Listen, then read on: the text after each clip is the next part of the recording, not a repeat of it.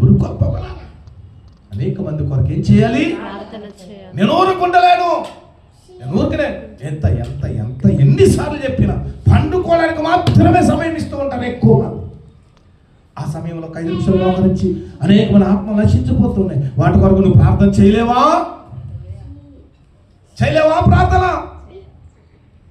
వాక్యం చెప్తుంది, నీ నీతిని నా హృదయంలో ఉంచుకొని నేను ఊరికనే నువ్వు పని చేస్తుంటే ప్రార్థన చేయొచ్చట, ప్రయాణం చేస్తూ ప్రార్థన చేయొచ్చట, కూర్చొని ప్రార్థన చేయొచ్చట. హల్లెలూయా! ఇంత గొప్ప రక్షణ నిర్లక్ష్యము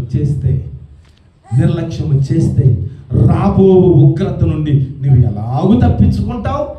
నువ్వు తప్పించబడాలి అని అంటే ఊరకే ఉండకూడదు. ఆమేన్ చెప్పండి. నువ్వు తప్పించబడాలి, నీ కుటుంబం తప్పించబడాలి, నీ పిల్లలు తప్పించబడాలంటే నువ్వు ఊరకనే ఉండకూడదు. ఏం చేయాలి?